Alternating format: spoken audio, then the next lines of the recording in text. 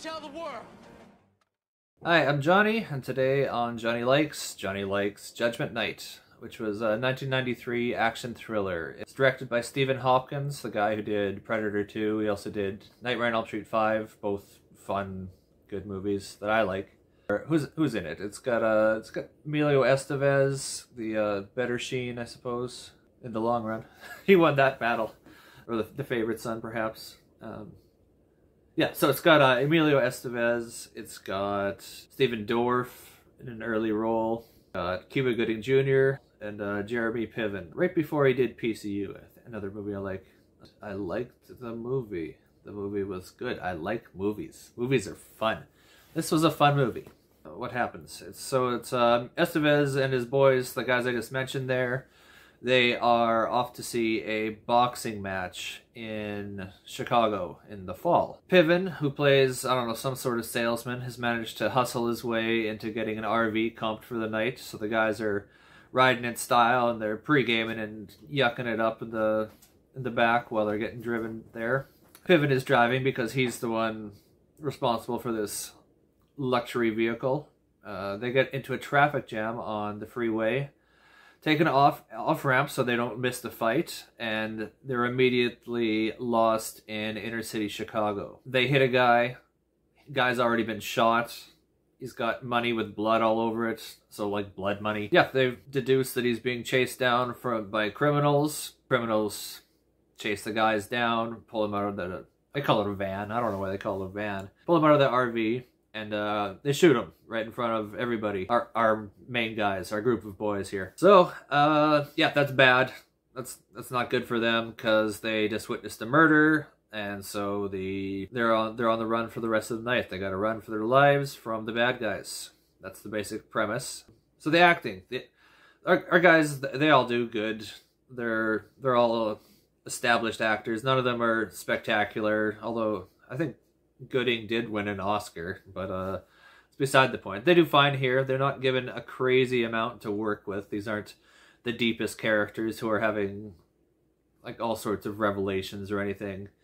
But for what they're given, they do a decent enough job giving these guys some depth, and it does feel like they actually are friends, that they have not just met that day. There's some awkward dialogue in the beginning, like the typical, what's up, little bro? Like, people don't talk like that. You see it parodied in porn movies, like, hey, stepbrother, what are you doing? Like, it's that sort of level of stuff, but you get over that. There's not too much of it. It did seem like there was supposed to be more tension between Dorff and Estevez, as that was mentioned, but that never went anywhere, really. There was more tension between Piven and the rest of the group when he started to lose it, and there was more tension between Gooding and Dorff than anything else. It didn't really matter. It's an action movie, right? The cinematography, this movie looked really, really good. There's lots of light and shadow and really nice looking shots that really helped to elevate this above your normal fare. I've never been to Chicago, let alone Chicago in the 90s, but it looks pretty rough. Looks like the inner city. There's graffiti everywhere. The orangish yellow street lamps. There's no cops. Any payphone is broken. They do have a cell phone, but it of course doesn't work because you could always rely on that back then because they were unreliable. Side note: payphone youngins. You might have heard of them from the elders. Ask your parents or your grandparents, depending on how young you are. This movie is probably best remembered for its soundtrack.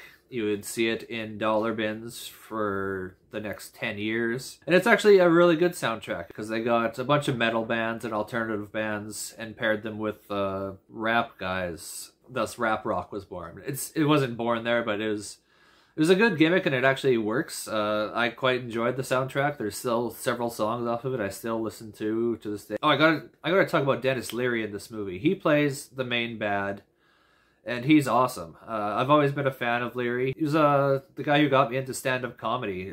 His No Cure for Cancer album was the first comedy album that I had. So anytime he pops up, I'm always like, oh, awesome.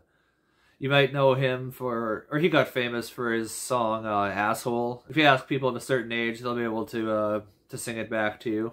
He's really good in this movie. He's not really acting all that much. He's just playing Denis Leary as a criminal. It works because it's kind of a breath of fresh air, and you get a nice villain, and he seems mean in the movie. He seems kind of believable as this thug, I suppose. And Peter Greene plays his right-hand man. He compliments Leary quite well. They have a sarcastic evilness thing going on. The movie moves at a pretty brisk pace, and it really had me going for the first, like, half of it, and then it starts to lose me a little bit, just in terms of like, it had my interest, but my mind started to wander a little bit, and stuff that I had overlooked earlier in the movie, just because it had me, of how invested it had me, I started to pick at a little bit in my mind a little bit more.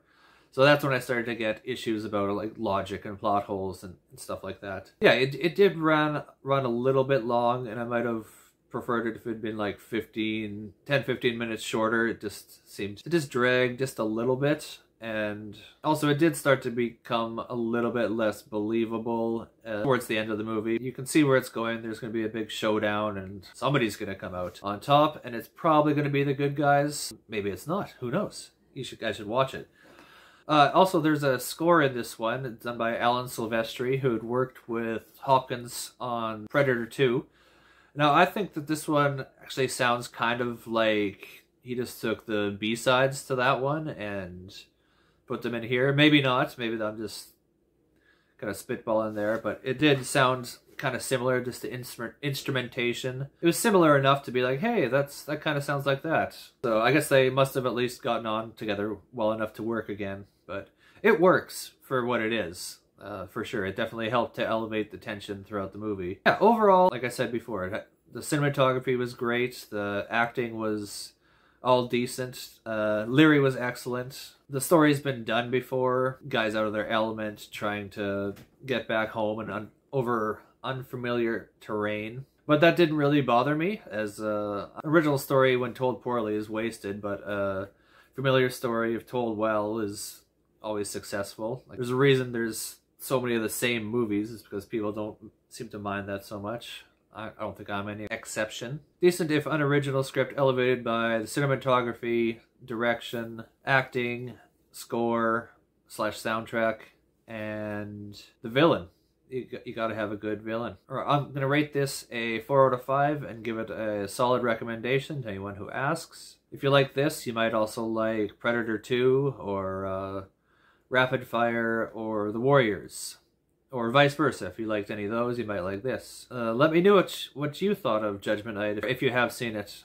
If you haven't, give it a watch, and then come back and then let me know let me know in the comments. That's where you let me know. That's how you let me know things. If you want me to talk about other things, let me know in the comments. If you want to do some clicky, by which I mean clicky the like thing or the dislike. Either way, I prefer the like, but if you want to do the dislike, that's one way of going about it.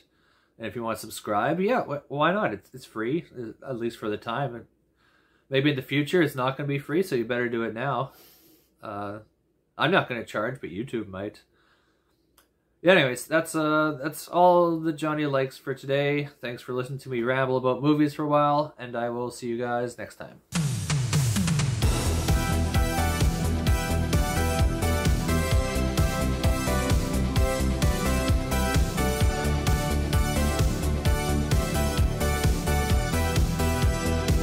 You tell him, Johnny. You tell the world.